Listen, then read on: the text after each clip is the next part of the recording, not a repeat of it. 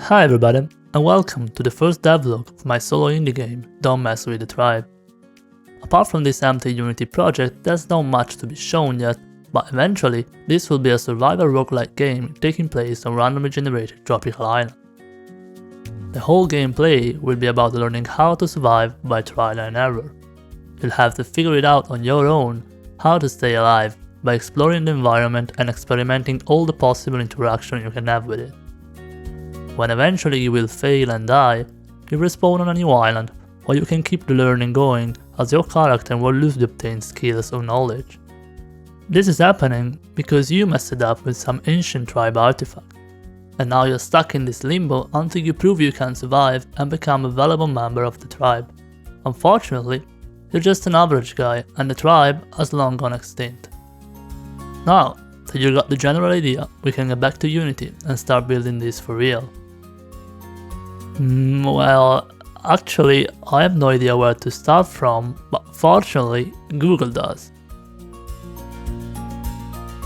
And it turned out the solution is this. This is parity noise, a pseudo-random function that varies smoothly. It doesn't bump within distant values, and that is the key ingredient for the procedural generation of natural-looking things. Let's then introduce this in our project and visualize it into a tile map.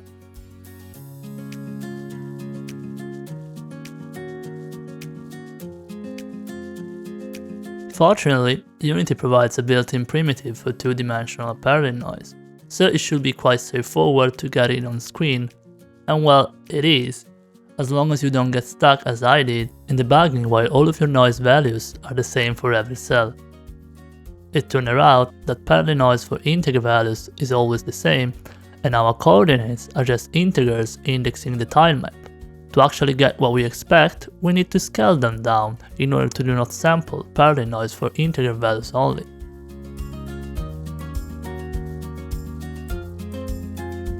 Well, it doesn't really look like an island or any kind of landscape, but if we associate the right colors with the right noise ranges, we definitely can get closer. It kind of resembles a green place with many lakes, some shallower and some deeper. To get this to look like an island, we need to adjust the noise and make it darker as you get far from the center. And adding colors back, we get to something that definitely looks like an island. Now, if we randomly move on the parity noise plane, we can easily get all the islands that we want.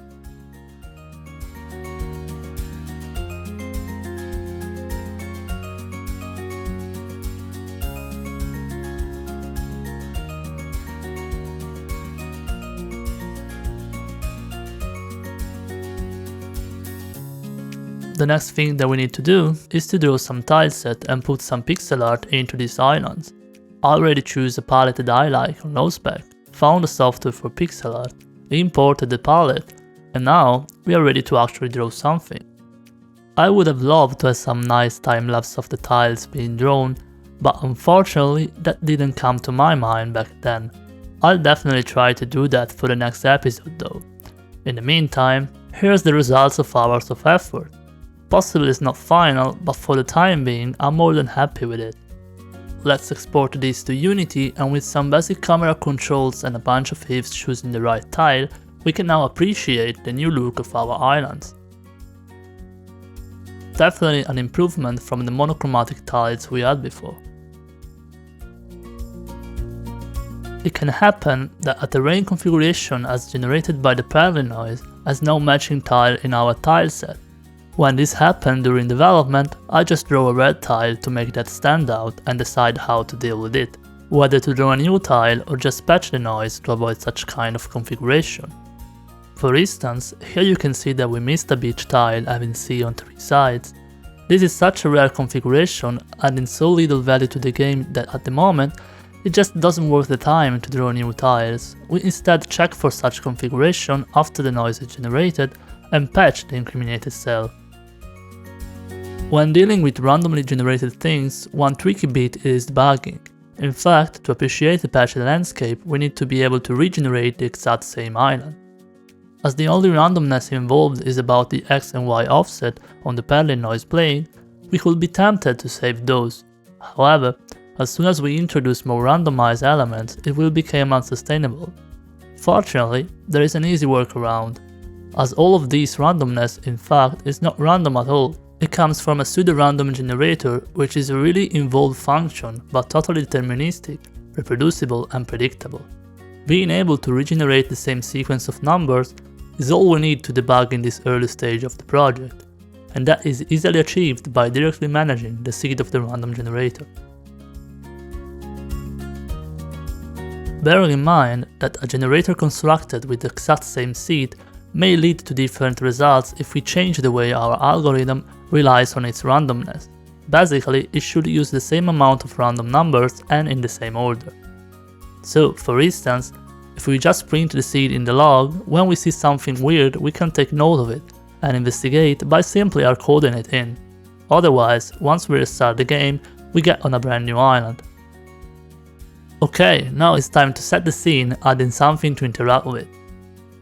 Let's start with a bush without and with berries so that we can gather and eat them, some small stones to be picked up and thrown, big boulders just for a better landscape, and finally, my best pixel art piece so far, a tall palm tree to give some 3D effect when the eventual character will be behind it. The whole island now is randomly scattered with all of this. The algorithm is really simple. Each item has a certain probability to be spawned on a specific biome. In fact, the result is quite boring, but it's enough to start implementing some basic game mechanisms. Eventually, we'll try to give it more structure to make exploring the island more interesting. At the moment, everything is directly drawn on the tilemap grid, although palms require some special care. In order to have the right stacking, they should be drawn in the right order, from back to front and after any other things. This is clearly temporary, as anything needs to be changed for the eventual character to be able to stroll around, behind and in front of them. However, that's the story for the next episode. If you enjoyed this first devlog and want to see more, please survive. If you want some more details about what you just seen, check the video description. In the meantime, thanks for watching, and see you in the next devlog of Don't Mess with the Tribe.